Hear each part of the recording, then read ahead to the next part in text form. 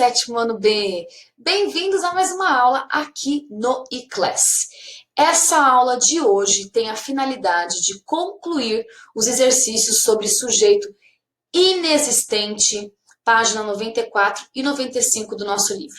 A gente conseguiu fazer somente até a página 93, exercício 9, na nossa última aula lá no Zoom, e eu resolvi gravar aqui essas últimas páginas para agilizar o processo, para a gente terminar mais rápido essas atividades. Então, nós vamos fazer juntos agora. Pegue o seu livro, já abra na página 94 e 95. Vamos finalizar esses exercícios sobre sujeito inexistente. Antes disso, vamos só relembrar algumas coisinhas importantes sobre esse assunto e aí a gente vai continuar fazendo atividade. Já deixa o livro aberto, página 94 e 95. Beleza? Vamos que vamos! Só para a gente fixar, para a gente relembrar, para quem já esqueceu, sujeito e predicado. Sujeito é o termo que faz concordância com o verbo. O verbo está falando do meu sujeito. Já o predicado é o que eu estou falando sobre o meu sujeito.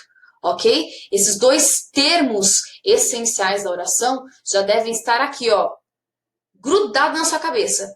Certo, gente? Então vamos ver agora os tipos de sujeito que nós temos, que nós podemos encontrar em uma oração.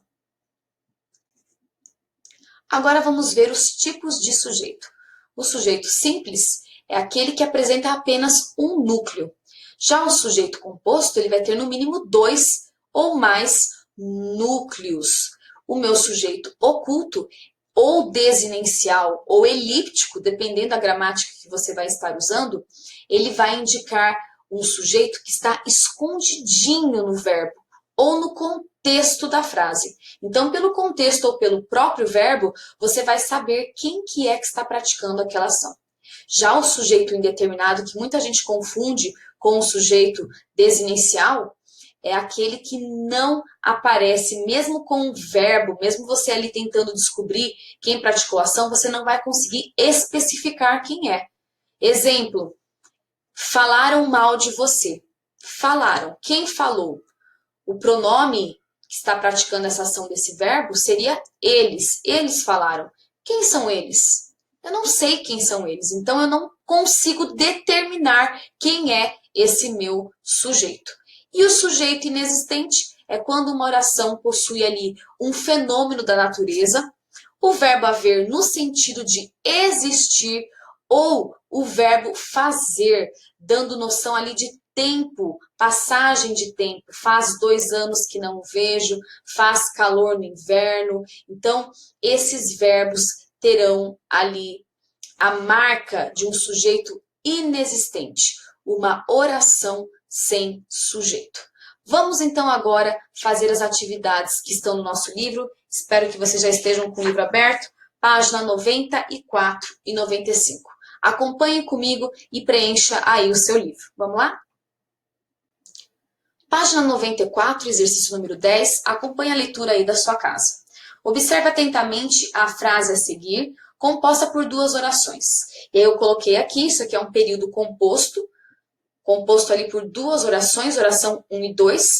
Oração 1, antes da inauguração já diziam. Oração 2, que na nova capital existiriam oportunidades de emprego para todos os cidadãos. E aí na letra A, o nosso autor pediu que a gente definisse quais são os sujeitos dessas 2 orações. Na primeira oração, gente, quem dizia? Lembre-se, tem que encontrar o verbo e perguntar para ele. Quem dizia? E a resposta vai ser o quê? Eu não sei. Ah, professora, podem ser ali eles diziam, mas quem são eles? Então, eu não consigo definir quem é o meu sujeito. Então, é um sujeito indeterminado. Já o existiriam, eu posso perguntar ali, o que existiria na nova capital? Oportunidades de emprego. Então, o meu núcleo vai ser ali oportunidades. E aí eu posso falar que esse sujeito é sujeito simples, composto apenas por um núcleo. Letra B. Substitua na frase o verbo existir por haver, fazendo as alterações necessárias. Eu comentei isso com vocês em sala de aula, daqui a pouco vou explicar de novo, que o verbo haver, ele deve sempre estar na terceira pessoa do singular quando ele tiver o sentido de existir. é um verbo impessoal. Então, quando eu fizer essa mudança, gente, cuidado para não colocar o verbo haver no plural. O verbo haver deve permanecer no singular. E aí a letra B vai ficar assim. Antes da inauguração, já diziam que na nova capital haveria, no singular, gente, não no plural, haveriam. É um verbo impessoal, fica na terceira pessoa do singular. Haveria oportunidades de emprego para todos os cidadãos. Cuidado na hora de você colocar aí a resposta dessa letra B. Verbo haver no singular. Verbo impessoal, sempre na terceira pessoa do singular. Letra C. Substituindo o verbo existir por haver, que mudanças ocorreram na estrutura da frase? E aí, resumindo tudo que eu falei para vocês.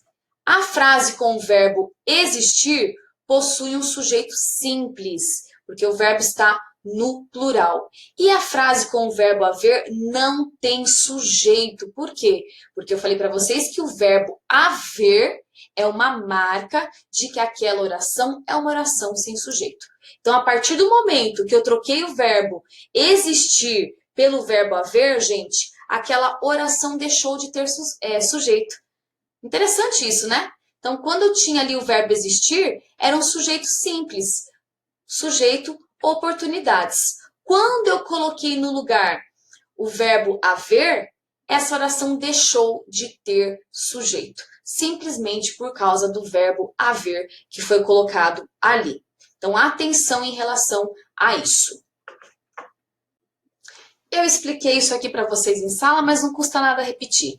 Então, lembrando, acabei de falar na questão anterior, o verbo haver, no sentido de existir, ele é impessoal. Uma vez que ele é impessoal, ele sempre deve estar na terceira pessoa do singular e não do plural. Então, olha lá, o primeiro exemplo está incorreto. Haviam muitas pessoas na escola.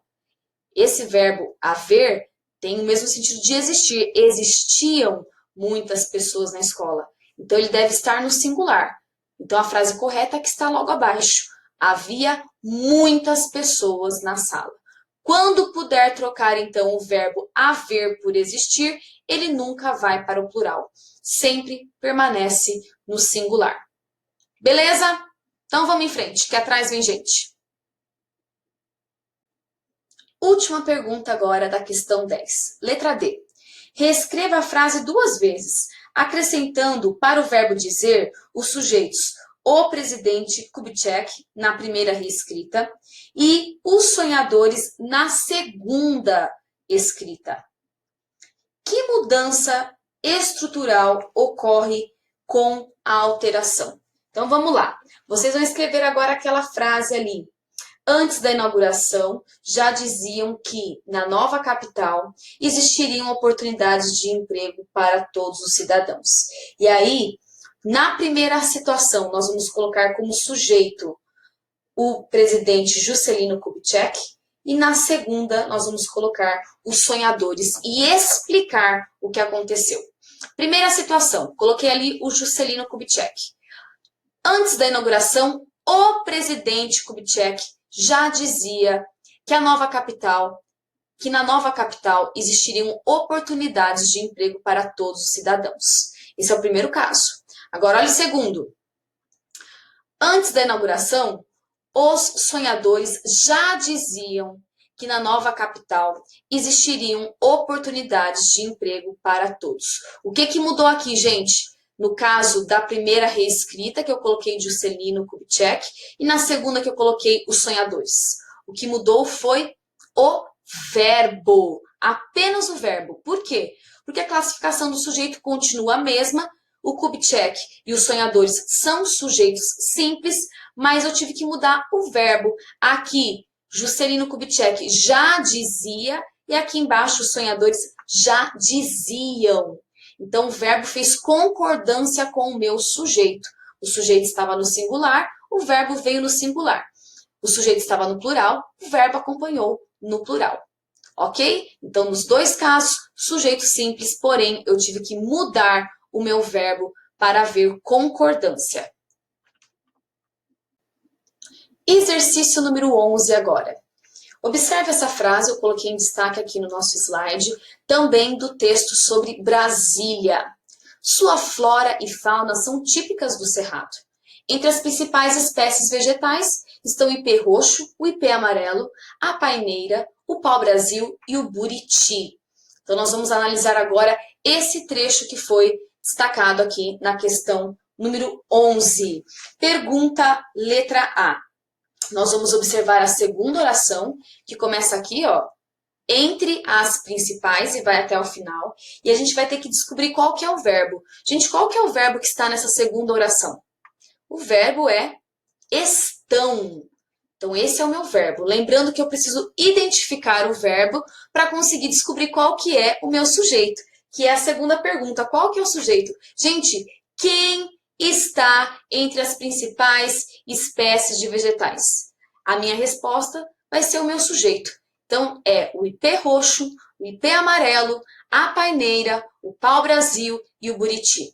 O que sobrou, gente, vai ser o meu predicado, entre as principais espécies vegetais. Então, complete ali. Se precisar, pode pausar o vídeo e continuar daqui a pouco, quando você terminar de completar aí a letra A do exercício 11. Pergunta a letra B agora. Observem que essa oração, que foi colocada ali na questão 11, ela está na ordem inversa. O que isso significa? Que eles colocaram primeiro o predicado e no final eles colocaram o sujeito. E aí o nosso livro pede, na letra B, que nós coloquemos essa frase, essa oração, na ordem direta, ou seja, nós vamos colocar primeiro o sujeito e depois o predicado. Como é que fica? Só mudar a ordem, gente. Comece com o sujeito. O sujeito era o ipê roxo, o ipê amarelo, a paineira, o pau-brasil e o buriti. E o predicado vem a seguir. Estão entre as principais espécies de vegetais. Então, agora, na letra B, eu tenho essa mesma oração na ordem direta. Pessoal, letra C. Então, observe ali a letra B, que nós colocamos na ordem direta, e a frase que está aqui no quadrinho, que está na ordem inversa. Qual das duas, para você, pessoal, lhe pareceu mais natural? Qual das duas você acha que é mais simples, é mais fácil, é mais comum? Sua opinião. Coloque ali e justifique. Eu vou colocar a minha opinião pessoal. Você pode ter a mesma ideia que eu, não tem problema. Eu prefiro usar na ordem direta. Por quê? Porque fica mais fácil de fazer a concordância verbal. Porque aí você colocou na frente quem está praticando a ação, quem está fazendo concordância com o verbo, e aí você já acerta, já sabe se o verbo vai estar no plural ou no singular. Então, geralmente, eu gosto de usar a oração na ordem direta, para facilitar a concordância do meu verbo. Eu posso até colocar em ordem inversa, não tem problema, mas aí a minha atenção tem que dobrar, para eu não errar a minha concordância verbal. Então, complete ali, resposta da letra C. E, finalmente, o último exercício da página 95, e daí nós vamos encerrar esse grupo de exercícios sobre tipos de sujeito.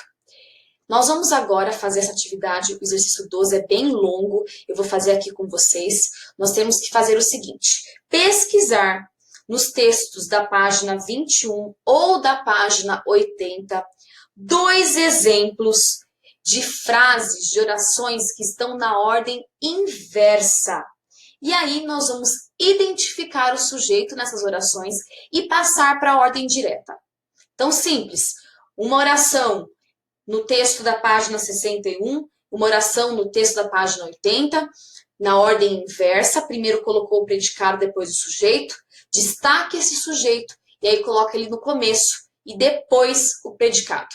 Eu já selecionei aqui 2 frases, vamos lá. A primeira eu coloquei essa daqui, é daquele texto do ornitorrinco, da página 61, eu coloquei ali, cerca de 2 semanas após o acasalamento, a fêmea bota de 1 a 3 ovos. Essa oração aqui, vocês podem reparar que o meu sujeito ficou no meio do predicado. Eu já destaquei o sujeito, destaque aí no seu livro também, é a fêmea. Esse é o meu sujeito. Agora eu vou ter que reescrever essa oração colocando primeiro o sujeito. Como é que fica? Dessa forma aqui. A fêmea, cerca de 2 semanas após o acasalamento, bota de 1 a 3 ovos. Agora outra frase, frase 2. Peguei ali no texto sobre Brasília, na página 80. Para amenizar a baixa umidade da região, o projeto da cidade incluiu a construção de um imenso lago artificial por meio do represamento do rio Paranoá. E aí, mesma coisa do exemplo número 1. Eu coloquei o meu sujeito no meio do predicado. Marque aí o sujeito é o projeto da cidade. Beleza? E agora isso aí vai para frente, muda a ordem de tudo. E aí vai ficar dessa forma. O projeto da cidade incluiu a construção de um imenso lago artificial por meio do represamento do rio Paranoá para amenizar a baixa umidade da região. E aí nós vamos ter ali 2 exemplos de frase usando ali o sujeito no meio do predicado e 2 exemplos em que eu coloquei primeiro o sujeito e depois o predicado. Complete o seu livro, eu sei que essa resposta é bem longa, pode pausar e aí depois você continua para o encerramento. Com isso, nós estamos prestes a encerrar o capítulo 3 do nosso livro. Vamos terminar o estudo do sujeito e agora o nosso foco, a partir do capítulo 4, vai ser o predicado. A página 96, 97 e 98 já deve estar feita, eu passei para casa e a correção será durante a nossa aula no Zoom. Bons estudos para vocês, até a nossa próxima aula. Tchauzinho!